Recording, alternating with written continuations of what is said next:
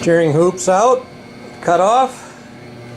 Working on the front axle here now. I already got a cut on the other side, just using a 4.5 inch grinder angle head.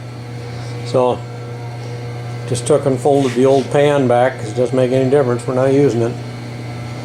So make a couple little cuts right here and we'll have this axle dropped out of here.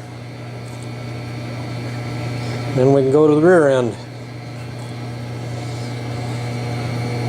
Spend a couple hours on this morning and get this all cut apart.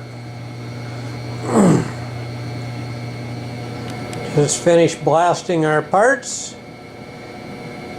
Got about 80% of the paint off, 90% of the paint off.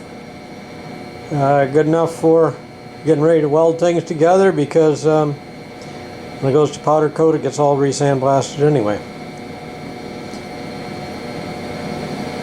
So right now I've been working on this cart, cutting it apart here and getting things ready. I've been working on it for about I don't know, 3.5 hours, and I'm at this point. So now it's time to get my jig board out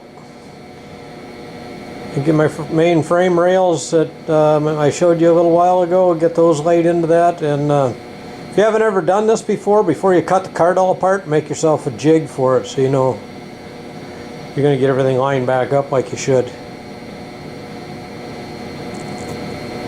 My jig board will be about 90% correct for this alley cat, where this is an original one. The ones I've been building are not, obviously not original. The only thing really different is the front axle. This one sets back a little bit, but we'll be able to use that jig to mount everything else up in. Back to work on New Year's Day. It's what you do on New Year's. Got nothing else I want to do. So I got part of this welded together. Got the rear axle hangers welded in. I was able to use the original factory axle hangers. Got the cart all centered up.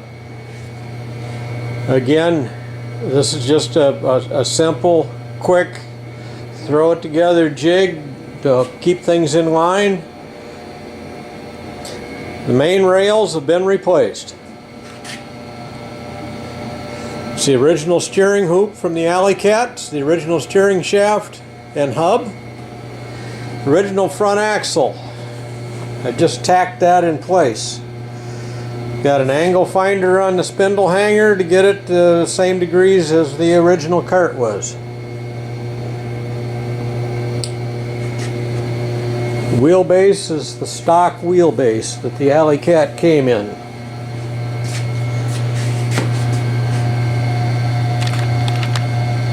So this is starting to go together pretty quick. I came down here. This is about 2 hours spent this morning getting these things positioned properly. So I'll be pulling this up out of there and getting the front axle finish welded in. On this one I put a little 1/8 inch spacer here on each side to get the rails to kick in where I needed them on the front axle where the factory welds were originally. I will probably, as I finish this up, I will probably go ahead and put the support in here because this is a factory axle. It's not been bent, and I don't like to see them get bent, and there's no reason. Yeah, period correct. Go-Kart probably didn't come with those braces, but you know what? At the end of the day, you ever hit anything, you're gonna be a lot happier that that was in there than not have it in there.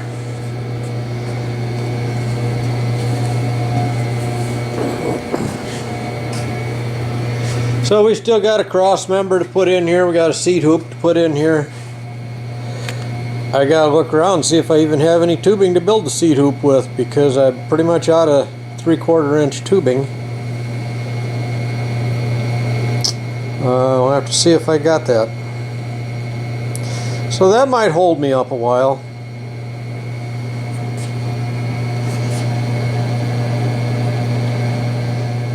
Rear engine carts being a little different than sidewinders, where you sit in the middle of the rear engine cart, you're able to X the frame to be sure you got everything square. So you can measure from one spindle back here to this axle hanger, and then you can do the other side. To determine where I wanted to measure from, I used this square with the axle sitting in here. I ran the square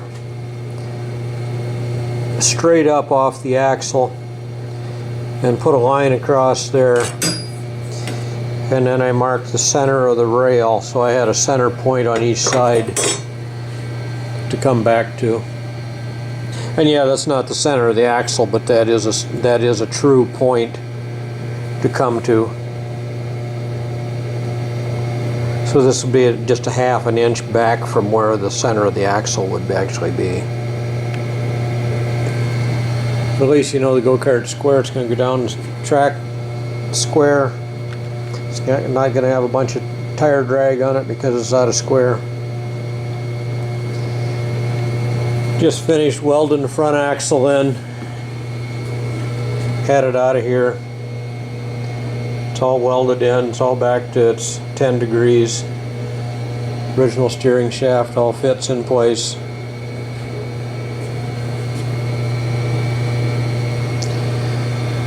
So we still got a few little things to determine on this.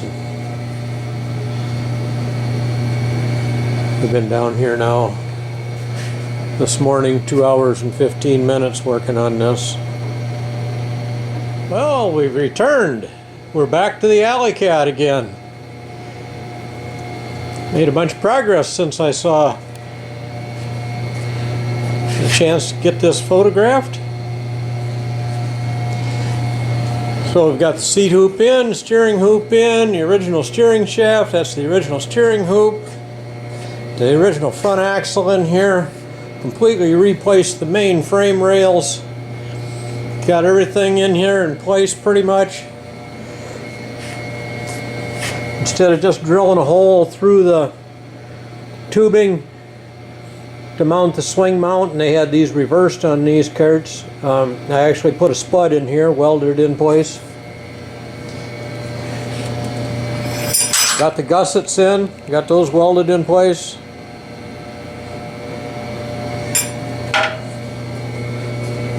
Got the little rings in here that the throttle rod goes through, the brake rod goes through, one on the other side. That's the way they did it originally.